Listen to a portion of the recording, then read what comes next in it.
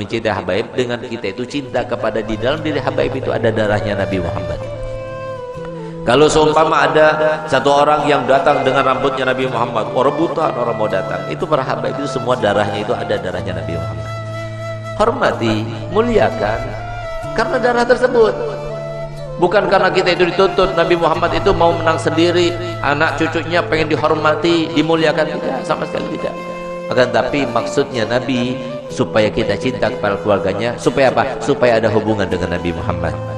Sama seperti saya punya anak saya dilakukan kebaikan, diberbuat kebaikan oleh seseorang, maka pasti saya senang.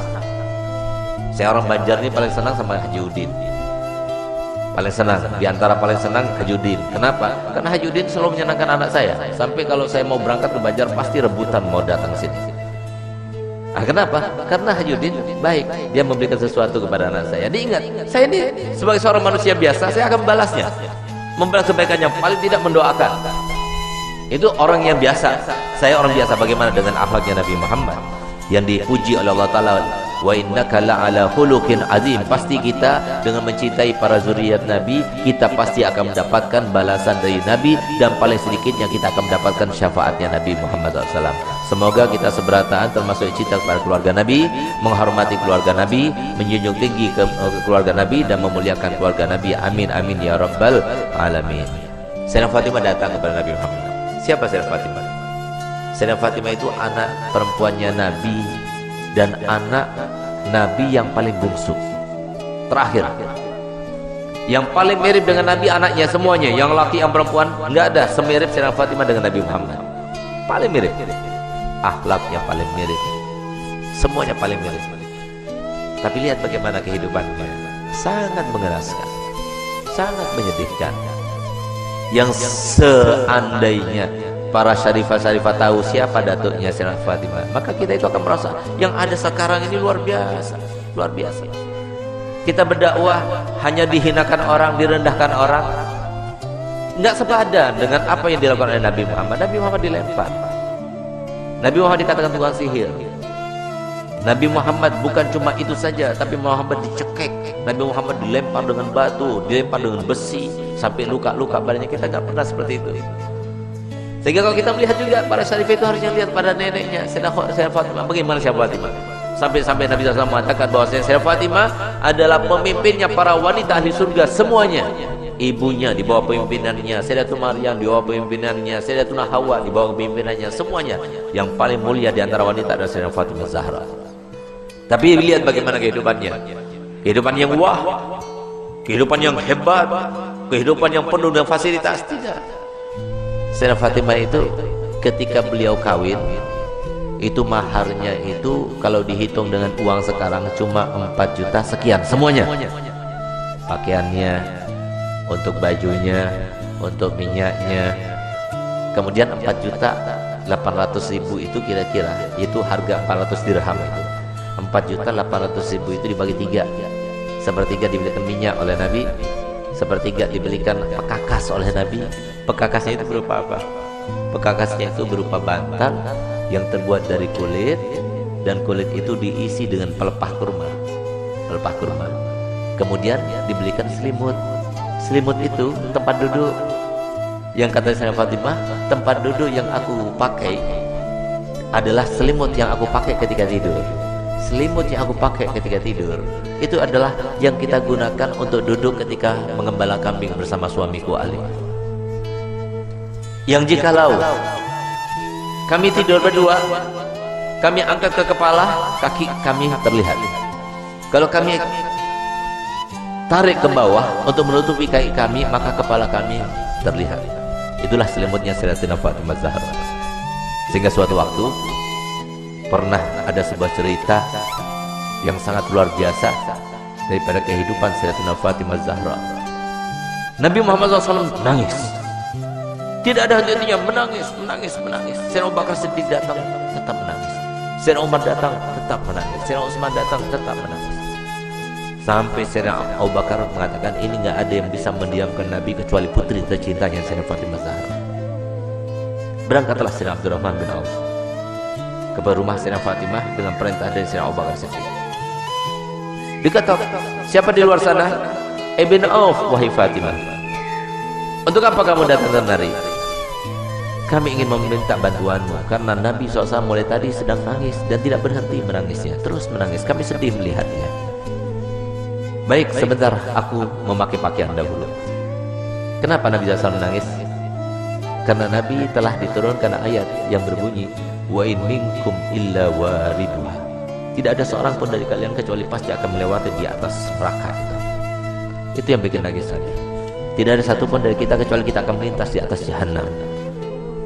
Bagaimana tempat lintasan kita tergantung kepada amal kita. Tipis tebalnya tergantung kepada amal kita yang sekarang kita tidak memperdulikannya, tidak memikirkannya.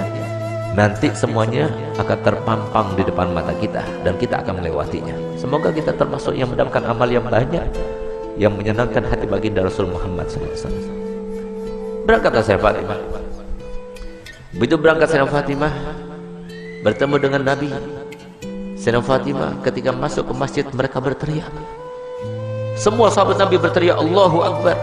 Kenapa demikian? Kenapa mereka berteriak? Karena mereka jarang melihat Sayyidah Fatimah Zahra, seorang syarifah, cucunya Nabi, anaknya Nabi, yang pada suatu waktu Nabi SAW membuat sebuah teka-teki, di mana teka-tekinya itu berbunyi begini. Tahukah kalian siapakah sebaik-baik wanita? Tidak ada seorang sahabat pun yang menjawabnya. Sampai kemudian Imam Ali pulang ke rumahnya dan dia sampaikan pertanyaan Nabi kepada Sayyidah Fatimah. Maka Sayyidah Fatimah, aku tahu jawabannya. Apakah wahai binti Rasul? Jawabannya adalah sebaik-baik perempuan adalah tidak pernah dilihat laki-laki dan tidak pernah melihat laki-laki. Ketika Sayyidah Fatimah datang dan para sahabat banyak tidak mengetahui dengan Sayyidah Fatimah, mereka berteriak semuanya. Kenapa berteriak? Karena baju yang digunakan oleh Sayyidah,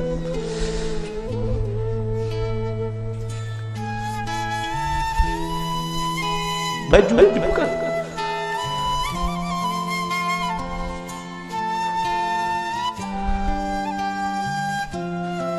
baju yang digunakan oleh Sayyidah Fatimah terdapat tambalan sebanyak 20 tambalan, sehingga sahabat semua sedih melihat putri tercintanya yang selalu dipuji oleh Nabi, yang paling mirip dengan Nabi, yang selalu Nabi SAW merendahkan semua wanita supaya mengikutinya, meneladaninya. Ternyata pakaian seperti itu, sesederhana itu. Di saat itulah ketika sahabat Nabi merasa kasihan, merasa tidak tega, merasa iba melihat kehidupan Sayyidah Fatimah Zahra, maka Nabi SAW berkata kepada Sayyidina Umar bin Khattab, ya Umar, biarkan saja, demi Allah putriku Fatimah adalah pemimpin dari seluruh wanita yang masuk surga. Seandainya para syarifah sekarang tahu, lihat bagaimana pakaian Sayyidah Fatimah, lihat bagaimana perempuan yang dibanggakan oleh Nabi Muhammad SAW, yang harusnya kita sebagai umatnya menjadi tauladan baginya. Bukan seperti sekarang ini, kita terlalu membanggakan pakaian, kita selalu menampakkan kemewahan, dan kita tidak mau membagi-bagi apa yang telah kita punya. Kita tidak pedulikan kepada manusia. Subhanallah, Sayyidah Fatimah datang suatu waktu di rumahnya. Sayyidah Fatimah adalah seorang yang paling sempurna, tangannya paling sempurna, hidungnya paling sempurna, matanya paling sempurna, karena dialah yang paling mirip dengan Nabi kita Muhammad SAW. Suatu waktu Nabi kita Muhammad datang, karena Nabi Muhammad setiap hari paling sedikit 2 kali masuk ke rumah Sayyidah Fatimah, saat pagi hari dan pada malam hari.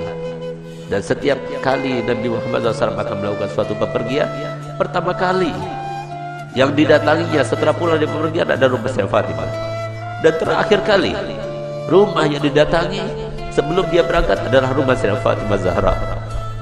Semoga kita semua termasuk dibangkitkan bersama Sayyidah Fatimah Zahra. Di saat itulah Nabi SAW masuk ke rumah Sayyidah Fatimah. Sayyidah Fatimah punya anak kecil 2, Sayyidina Hasan dan Sayyidina Husain. Di saat beliau itu sedang menghaluskan gandum, maka kemudian Sayyidina Husain menangis, diambilnya. Ketika Sayyidina Husain menangis, diambil dengan tangan kirinya, dia dengan tangannya. Sayyidina Hasan menangis, diambilnya lagi. Sehingga saat itu Sayyidina Bilal melihat kejadian tersebut, sehingga saya Bilal merasa ibah dan dia mengatakan, wahai bintang Rasul, berikan salah satu pekerjaan. Kalau engkau mau, biarkan aku yang menggilingnya, dan kalau engkau mau, biarkan engkau yang menggiling dan berikan kepadaku putramu Hasan dan Husain, biarkan aku yang menggendongnya. Tidak tega beliau itu melihat bagaimana keadaannya Sayyidah Fatimah, sampai kemudian Nabi SAW melihat. Begitu Nabi SAW melihat, maka dipeluknya Sayyidah Fatimah, dicium dia. Setiap kali Nabi SAW bertemu dengan Sayyidah Fatimah, dipeluknya dan dicium di jidatnya sebagai tanda bahwa Nabi SAW ridho kepadanya. Bahkan tempat duduknya pun yang tidak diduduki oleh siapa juga, kalau Sayyidah Fatimah datang, maka tempat duduknya diberikan oleh Nabi SAW kepada Sayyidah Fatimah sahabat. Itulah qudwah bagi kita para wanita. Dialah tauladan yang paling utama bagi wanita, dan dialah yang diceritakan oleh Nabi SAW dalam hadisnya bahwasanya pernah suatu waktu Sayyidah Fatimah itu dalam keadaan pernah melukai perasaannya suaminya tanpa sengaja. Dia berbicara dengan suatu ucapan, dia tidak sadar kalau ucapan itu membuat marah suaminya. Tidak paham, bukan sengaja, tapi tidak sadar, tidak sengaja. Tapi apa yang lakukannya? Dilihat suaminya itu warnanya merah mukanya, yang menandakan bahwasanya dirinya dalam keadaan marah. Di saat itulah timbul rasa takutnya kepada Allah, sehingga di saat itulah dia minta maaf kepada suaminya. Maafkan aku wahai suamiku. Tapi ternyata wajah Imam Ali tetap masih merah. Takut dia kepada Allah, sehingga rasa takutnya luar biasa itu sampai beliau itu menangis histeris dan dia mengatakan, wahai suamiku, sampai dia berjingak-jingak memutari suaminya Sayyidina Ali bin Abi Thalib. Suamiku, maafkan aku, sambil dia itu berkeliling seperti layaknya orang yang sedang tawaf. Di saat itulah kemudian Sayyidina Ali melihat kepada Sayyidah Fatimah yang melakukannya. Dia merasa geli dengan apa yang dilakukannya, maka dipeluknya dan mengatakan, wahai binti Rasul, aku sudah maafkan. Subhanallah, sore harinya dia bertemu dengan ayahandanya Nabi Muhammad SAW. Ketika bertemu dengan Nabi Muhammad, maka apa jar Nabi Muhammad? Ya Fatimah, telah sampai kepadaku apa yang telah kamu lakukan tadi. Kalau seandainya engkau meninggal dunia sebelum engkau mendapatkan maaf dari suamimu, maka niscaya aku tidak akan melaksanakan sholat jenazah terhadapmu.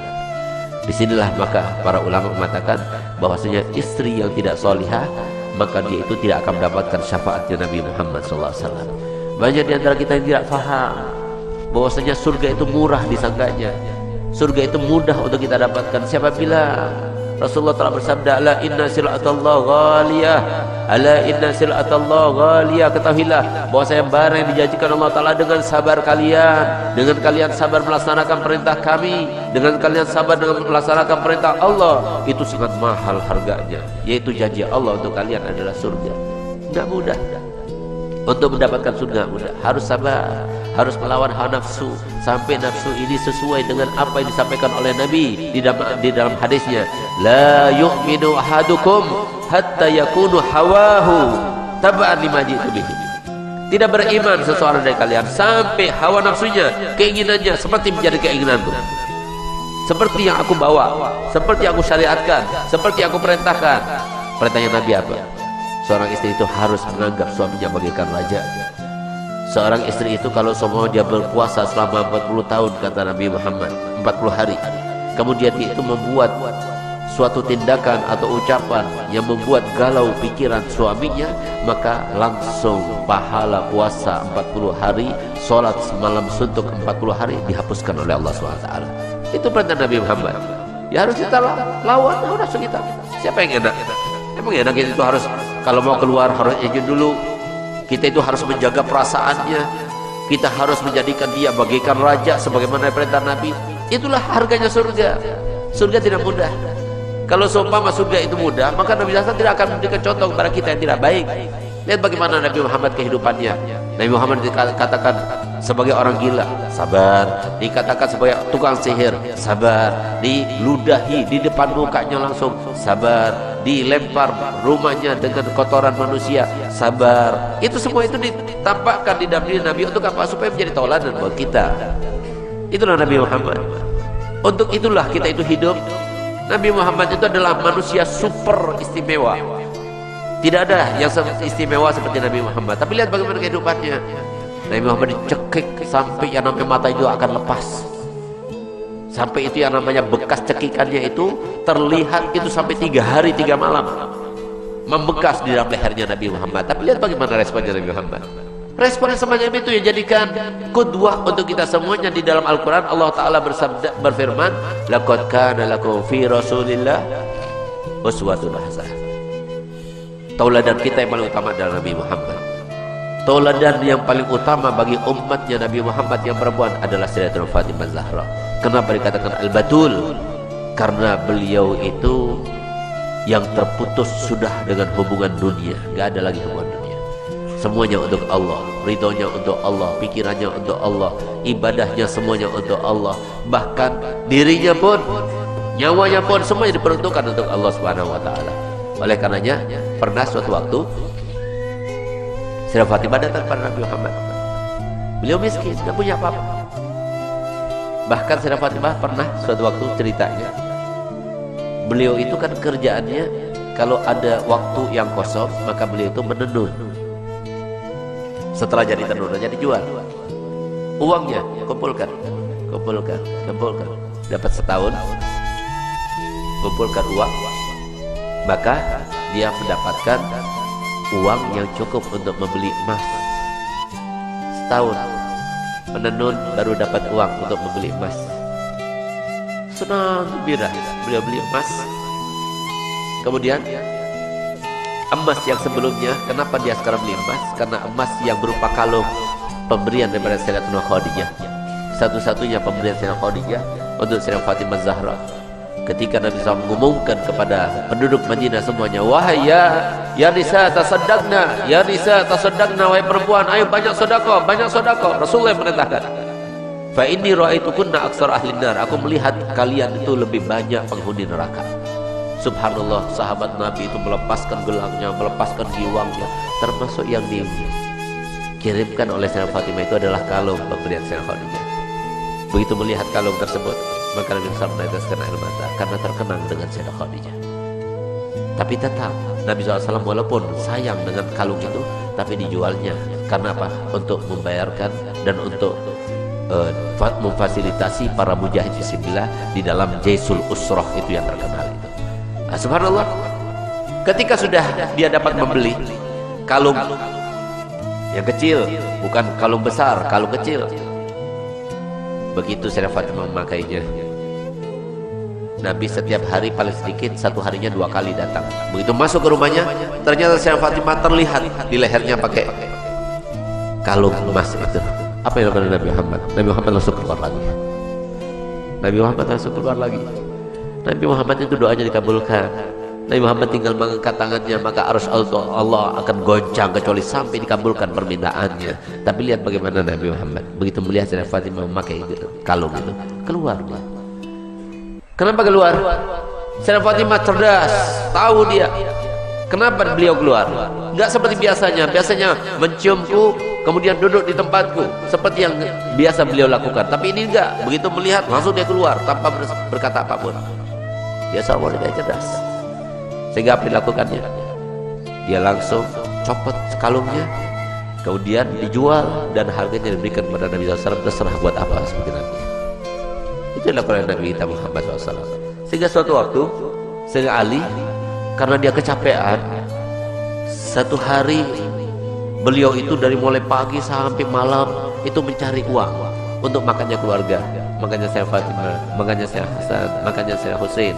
Bukan berarti dia itu menopang kepada Nabi. Nabi seorang Nabi, pasti banyak uangnya, pasti Sayyidah Fatimah pasti dikirim-kirimin. Nabi bukan semacam itu. Dan Sayyidah Fatimah bukan tipe orang yang seperti itu, begini kepada orang, tidak. Dan seharusnya para cucu Nabi SAW, cucu-cucu Sayyidah Fatimah Zahra itu seperti itu juga. Enggak begini kita kepada orang, tapi kita begini kepada orang. Bukan kita meminta, tapi kita memberi kepada orang lain. Subhanallah. Akhirnya Nabi SAW ketika suatu waktu Sayyidina Ali sudah pernah capek, dia itu dalam kefakirannya itu, maka Sayyidina Ali mengatakan pada putrinya Fatimah, kepada istrinya Fatimah, Galia Fatimah, sekarang ayahmu sedang mendapatkan harta rampasan yang banyak, coba minta kepada beliau, minta seorang budak untuk membantumu supaya kita enggak terlalu repot. Ada yang membantu aku berdagang, ada yang bantu kamu untuk merawat anak, untuk membuat roti dan sebagainya, biar kita nggak terlalu repot.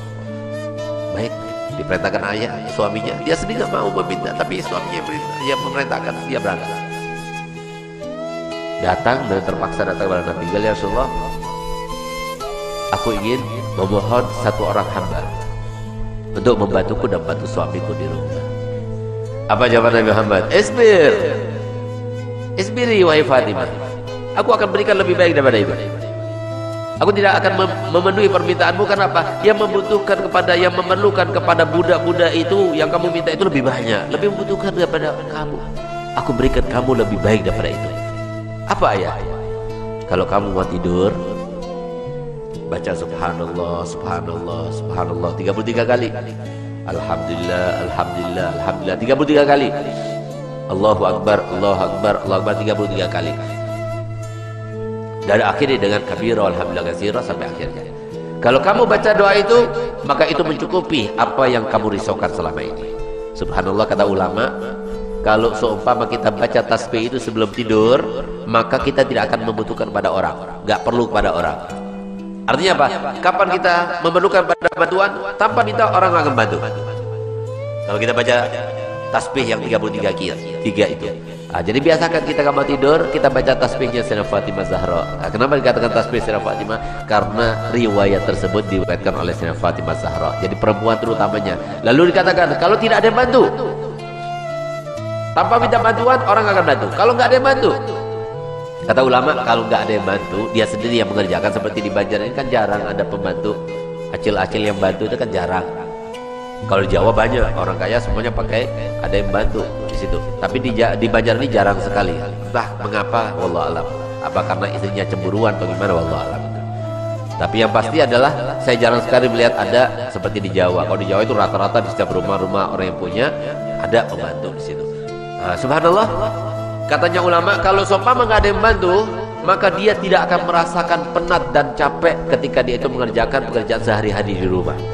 Untuk ini Bu, baca sebelum tidur subhanallah, subhanallah, subhanallah. Itulah tasbih yang diberikan untuk putri kesayangannya Nabi Muhammad SAW.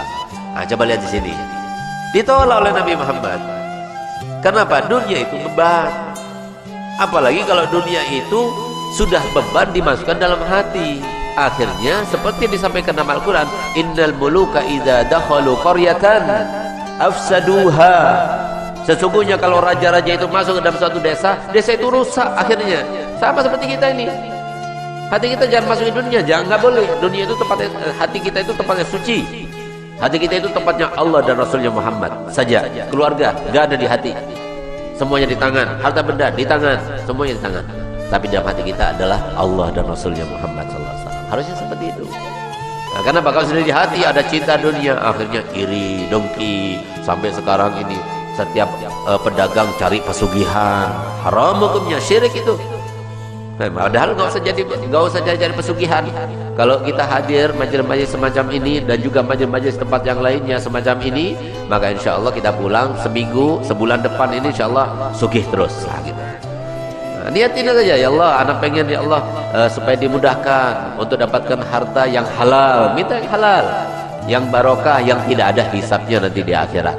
Kalau semua dapatnya cuma beberapa pelanggan saja, itulah nasib kita, itulah bagian kita, tapi halal, barokah. Ketimbang banyak tapi tidak barokah. Oleh karenanya di sini dikatakan, setiap Rasulullah itu diminta terkait dengan dunia, selalu Rasulullah jawabannya isbir walakal jannah. Kita juga seperti itu. Ya Rabb, di tahajud kita katakan, ya Rabb, saya ini nggak punya, dari dulu nggak punya, rumah saya sudah reot, ini semua dan sebagainya. Kalau kita itu merasa seperti itu, ayo bandingkan, kata Nabi Muhammad, idza usibtum bi musibatin falyugharir bi musibati. Kalau seumpama terkena musibah kalian, ayo bandingkan dengan musibahku. Nabi Muhammad pernah diblokade selama 3 tahun. Nabi Muhammad itu sering tidak makan sampai 3 hari 3 malam. Kita pernah tidak makan 3 hari 3 malam. Nabi Muhammad pernah dicekik. Kita pernah dicekik. Alhamdulillah saya belum pernah dicekik.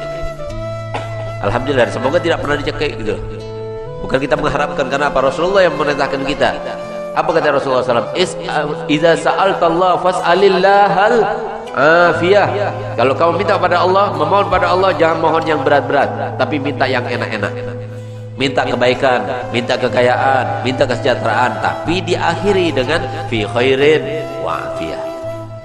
Kalau tidak fi khairin wa afiyah, takutnya ada satu orang, itulah namanya dunia. Dulu orang nggak punya, dia selalu minta supaya kaya. Dia anak yatim.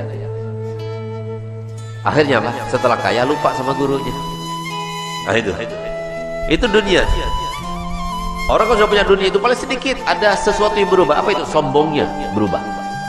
Kenapa kok bisa begitu ya? Kok orang-orang kaya itu banyak yang sombong-sombong dan sebagainya? Kenapa ya?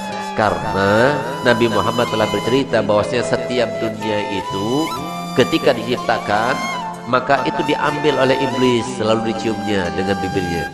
Dicium, lalu diletakkan di matanya dan dimatakan, wahai dunia, engkau adalah putriku. Siapapun yang memilikimu berarti dia itu telah meminang putriku. Nah, jadi jangan salahkan kalau setan selalu datang ke orang-orang kaya itu. Makanya coba lihat yang datang ke sini, mana banyak orang kaya? Sedikit orang kaya datang. Kenapa? Banyak iblisnya, banyak setannya. Nah, jadi siap-siap. Kalau kita mau jadi orang kaya silahkan. Tapi kekayaan itu harus berguna. Kita pernah bikin pesantren, kita pernah bikin masjid, kita pernah bikin musola, kita pernah membantu ulama, kita pernah membantu majelis. Itu baru berguna. Nggak ada orang mati itu bawa uangnya, itu nggak ada. Nggak ada orang kaya itu kalau kaya, Bib, karena saya kaya, Bib, jadi saya makannya 10 piring setiap hari, Bib. Nggak ada ceritanya begitu. Karena saya orang kaya, Bib, pakaian saya nggak 1 lapis tapi 10 lapis. Ada yang gitu? Nggak ada seperti itu, sama saja.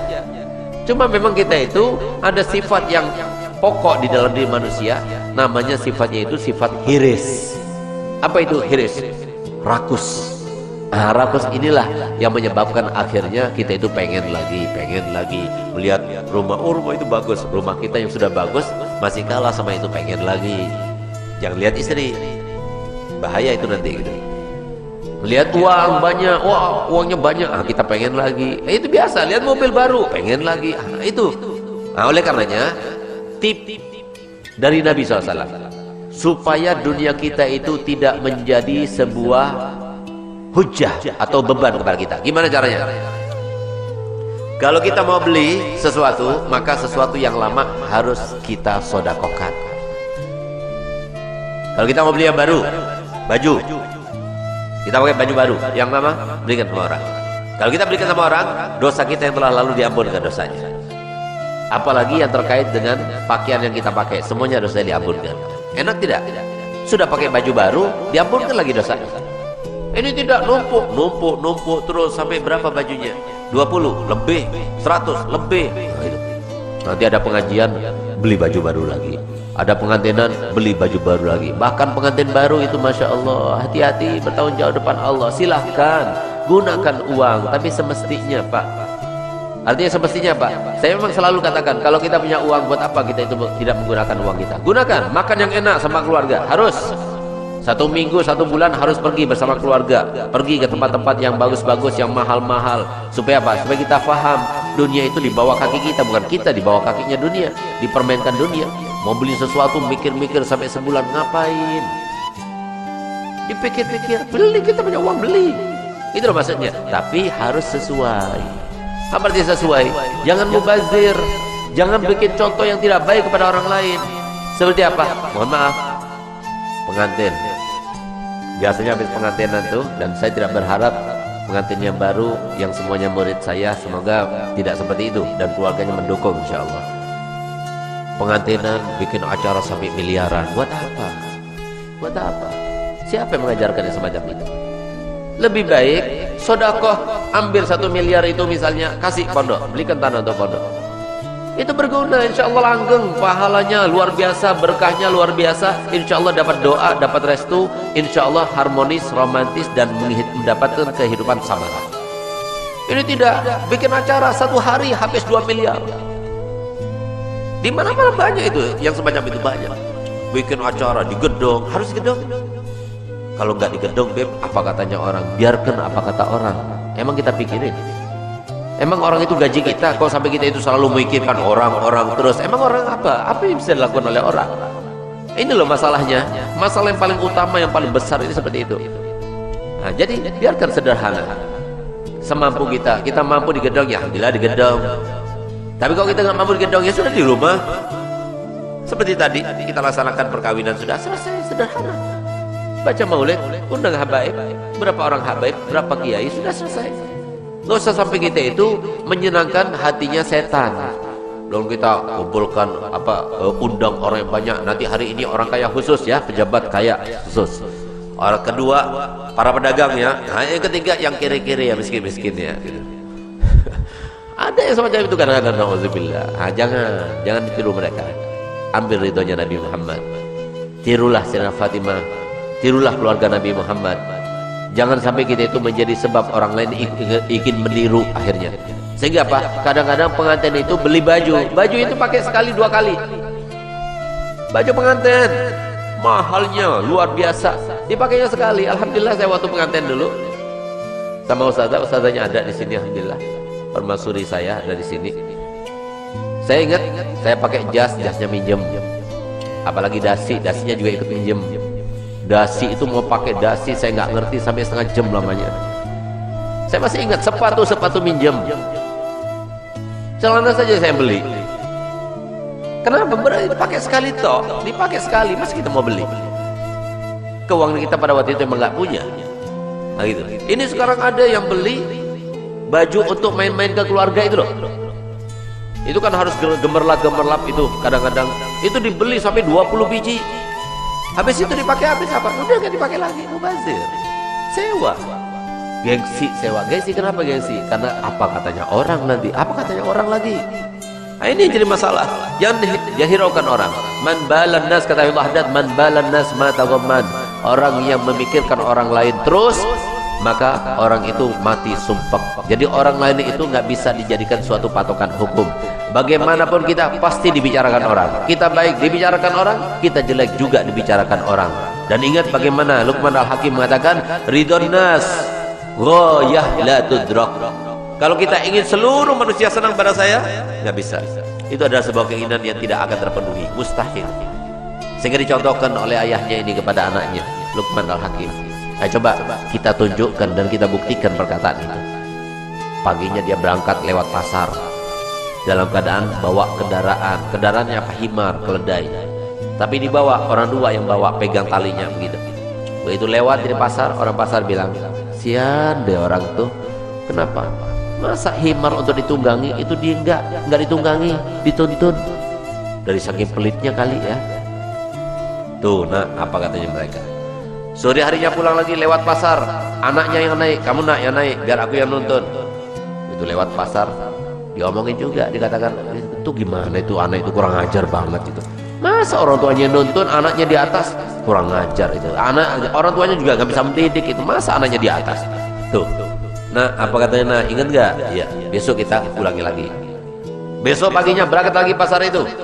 Dalam keadaan ayahnya yang naik, anaknya yang nuntun. Lagi-lagi orang itu bilang apa? Itu orang tua gimana sih? Enggak tega-teganya membiarkan anaknya nuntun. Harusnya dia yang nuntun, anaknya yang di atas. Ini enggak, dia nuntun, yang naik. Kesian tuh anak masih kecil. Tuh nah, apa katanya? Nah, ayo kita sore nanti kita praktekkan. Akhirnya apa? Pulang sore harinya, keledai yang kecil dinaiki orang dua. Begitu lewat di pasar, orang bilang, itu gimana sih itu orang nggak ada belas kasihannya. Itu melanggar hak asasi manusia itu. Bayangkan orang keledai kecil dinaiki orang dua, nggak ada habis-habisnya. Terus kita diomongkan, baik kita diomongkan, jelek kita diomongkan. Kalau sudah tahu seperti itu, terserah ente. Yang penting anda minta ridha Allah dan Rasulnya. Lihat bagaimana Nabi Muhammad prinsipnya dalam kehidupan. Ketika Nabi SAW dipaksa oleh malaikat Jibril untuk mendoakan umatnya di Taif dengan yang tidak baik, dipaksa, tidak mau. Didatangkan dua malaikat, tidak mau. Nabi Muhammad tidak mau mendoakan. Tetap Nabi Muhammad mengatakan, Allahumma ighfir li qaumi fa innahum la ya'lamun. Mereka begitu kepada aku karena mereka enggak tahu. Biarkan diampunkan saja dosa-dosa mereka, kata Nabi Muhammad. Nah, malaikat Jibril enggak kuat melihat darah yang bercucuran dari badannya Nabi Muhammad. Doakan mereka yang tidak baik, seperti Nabi Nuh telah mendoakan umatnya, seperti Nabi Ibrahim mendoakan umatnya, seperti para nabi-nabi sebelumnya telah mendoakan umatnya. Apa kata Nabi Muhammad kalau tidak? Ketika dipaksa lagi, Nabi Muhammad berprinsip, malam yakun bika alayya aghadabun fala ubali. Yang penting kau ridho kepadaku ya Rabb. Yang penting kau tidak murka kepada aku tidak peduli. Siapapun yang memaksa aku, siapapun yang membicarakan aku tidak peduli. Itu harusnya prinsip dalam diri kita. Jangan peduli, apalagi pedulikan setan, apalagi. Nah ini nggak pedulikan setan, kumpulkan. Ngasih nggak ya? Ngasih nggak ya? Nah itu kalau makanya kalau ada tip, kalau mau ngasih pondok, ngasih pesantren, ngasih ustadz, ngasih kiai, ngasih guru, kalau udah niat langsung disisihkan. Kenapa? Yang disisihkan itu bisa berkurang terus itu. Kita sisihkan berapa? 1 juta ya misalnya. Nanti kayaknya 1 juta lebih banyak deh. Kurangin lagi 100, 900. Hari kedua kurangin lagi 100 jadi 800. Terus sampai akhirnya nggak jadi ngasihnya guru.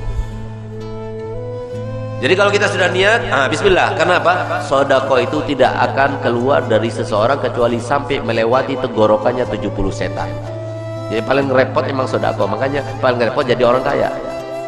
Kalau kita mau jadi orang kaya, siap kita jadi ahli sodako. Harusnya seperti itu. Nah, tapi masalahnya orang kalau sudah jadi orang kaya, siap untuk dengan 70 setannya itu. Makanya orang kaya itu nggak gampang, nggak mudah, mengeluarkan uang itu nggak mudah. Tapi kalau untuk hawa nafsunya mudah, bikin perkawinan yang megah, yang mewah. Tapi kalau untuk urusan pondok, urusan masjid, urusan fisabilillah, urusan ini untuk kepentingan agama Islam, mereka serat untuk melakukannya. Oleh karena itu, gunanya kita hadir majelis-majelis para ulama itu adalah supaya melenturkan hati kita, supaya kita itu kuat, mempunyai benteng yang kuat untuk menjaga keimanan kita. Jangan sampai tergerus, terus bertambah, setiap hari bertambah. Kata Nabi Muhammad SAW, man kana yaumuhu khairun min amsi fahuwa rabi. Barang siapa yang harinya lebih baik daripada hari kemarinnya, itu untung. Semoga kita termasuk yang untung. Nggak mungkin ada orang yang untung seperti yang disampaikan Nabi kecuali mereka ahlu majlis. Kalau nggak ahli majlis, nggak bakalan dia itu aku untung. Silahkan cari di mana ada orang yang untung menurut persepsinya Nabi, lalu dia tidak hadir majelis kemudian untung, gak bakalan untung. Pasti harinya lebih jelek, lebih jelek, lebih jelek atau sama dengan hari kemarinnya. Wa man kana yaumuhu misla amsi. Barang siapa yang harinya seperti hari kemarinnya, fa huwa maghun. Itu orang rugi itu kata Nabi Muhammad. Tapi yang ada naudzubillah, kata Nabi Muhammad, man kana yaumuhu syarrun min amsi fa huwa mal'un. Barang siapa yang harinya lebih jelek daripada hari kemarin, berarti orang itu orang yang dilaknat oleh Allah Ta'ala. Semoga kita termasuk orang yang beruntung. Semoga kita termasuk yang ahli majelis. Semoga kita termasuk yang terkait dengan majelis, dengan masjid, dengan ulama, dengan para solihin. Dan semoga kita semua ya Allah termasuk yang dijadikan oleh Allah Ta'ala, dipilihnya sebagai hamba-hambanya yang soleh, yang ketika kita meninggal semua orang membicarakan tentang kebaikan kita, bukan membicarakan tentang keburukan kita. Ya Allah, jadikanlah kami contoh bagi yang lainnya ya Allah, yang baik bukan yang buruk, yang akhlak yang baik bukan yang akhlak yang buruk. Ya Allah, jadikanlah kami di dalam segala posisi kami yang terbaik, suami yang terbaik, istri yang terbaik, anak yang terbaik, ayah yang terbaik, ibu yang terbaik, umat yang terbaik, umatnya Nabi yang terbaik. Ya Allah, jadikanlah kami ya Allah termasuk yang sebelum meninggal dunia, termasuk yang melihat dan bermimpi Nabi Muhammad. Yang dipastikan orang yang bermimpi Nabi Muhammad insyaallah akan melihat Nabi Muhammad dalam keadaan nyata, yang berarti akan mendapatkan syafaat Nabi Muhammad. Allahumma innaka ta'lamu asrarana wa lam yatana faqbal ma'ziratana wa ta'lamu hajatina fatina su'alana wa ta'lamu ma fi anfusina filana dzunubana. Allahumma saluka imanan yubashiru qulubana wa yaqinan sadiqan hatta na'lama annahu laysa bana illa ma katabta alaina warida bima qasamta alaina ya dzal jalali ikram. Wa sallallahu ala sayyidina Muhammadin wa ala alihi wasallam walhamdulillahi rabbil alamin.